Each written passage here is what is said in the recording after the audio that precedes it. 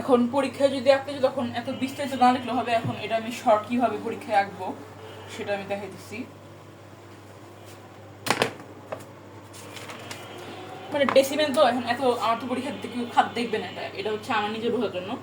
তো এটা হচ্ছে ডেসিমেল, এটা অক্টাল, এটা বাইনারি, এটা হেক্সাডেসিমেল, এটা হচ্ছে এনিবেস।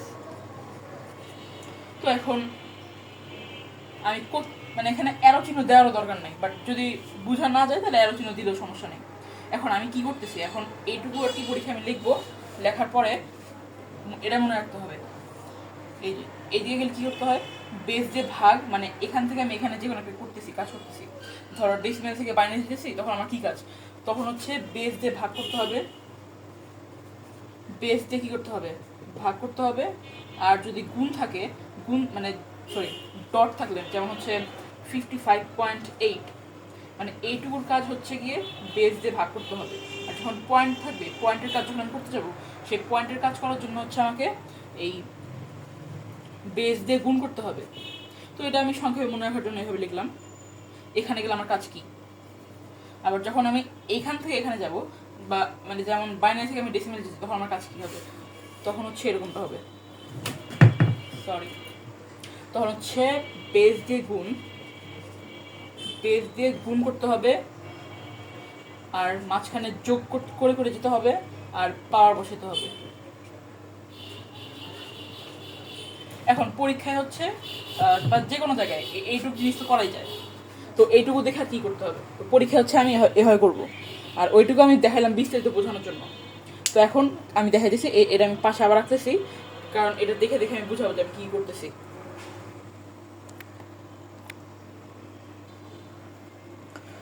এখন হচ্ছে একটা ম্যাথ করবো, সেটা হচ্ছে এরকম,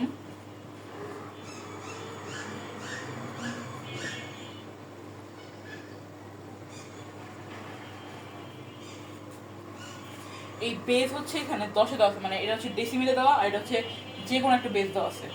কারণ অক্টালের বেস তো হচ্ছে আমরা জানি 8, বাইনারি বেস 2, অক্টালের বেস 8, বাইনারি বেস 2, হেক্সার 16, আর এটা হচ্ছে 10। তো 8, 2, 16 এগুলো তো একটাও না, তার মানে এটা যে কোনো একটা বেসের কথা বলছে।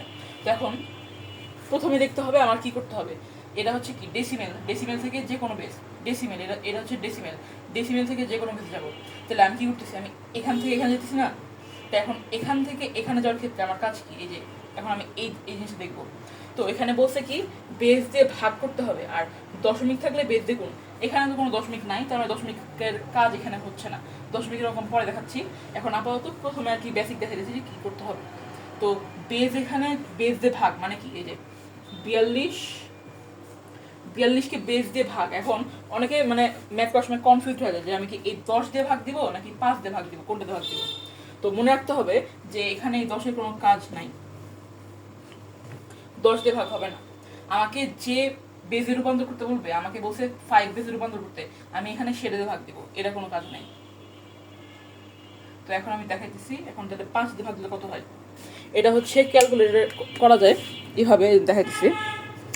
এই যে 42/5, এই যে ইকুয়াল 8.4, তাই না? তাহলে 8 আসে, আর 0.4টা আমি দেখে দিচ্ছি, আগে 8 লিখে নিই, ভাগ দিলে হচ্ছে 8 আসে, এখানে একটা মাইনাস দিব। এখন এই দশমিক এক্সট্রা যে 0.4টা আসছিল, এই যে এক্সট্রা যে 0.4টা আসছে, এখন এটাকে কীভাবে লিখবো, তাহলে এক্সট্রা ছিল আমার 0.4, এই 0.4কে আবার এই বেস 5 দিয়ে গুণ দিতে হবে।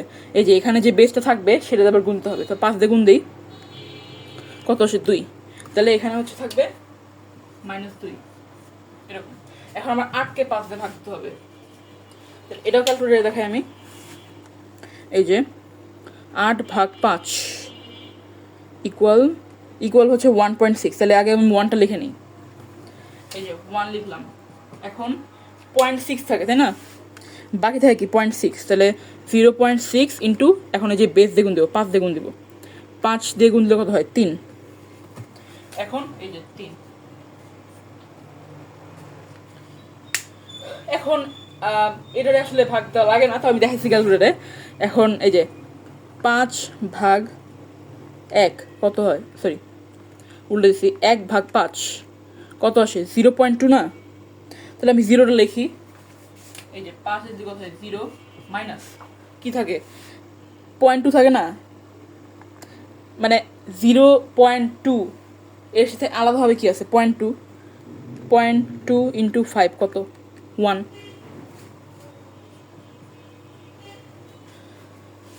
এখন এখানে আর কি একটা মিল পাওয়া যায়, এখানে হচ্ছে এইখানে যে সংখ্যাটা থাকে এখানেও সেই সংখ্যাটাই থাকবে।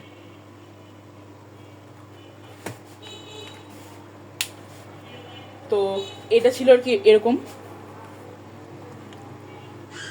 এখানে কাজ এইটুকু আর কিছু না।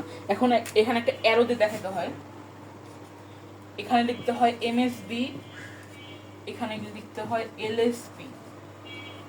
তাহলে এটার উত্তরটা কি? উত্তরটা হচ্ছে এখান থেকে এখানে যাবে, মানে দেখাচ্ছি 42কে 10 বেস থেকে আমার 5 বেসে রূপান্তর করলে উত্তর আসে 132। এই যে এটা 132, তাহলে অ্যান্সার হচ্ছে এটা।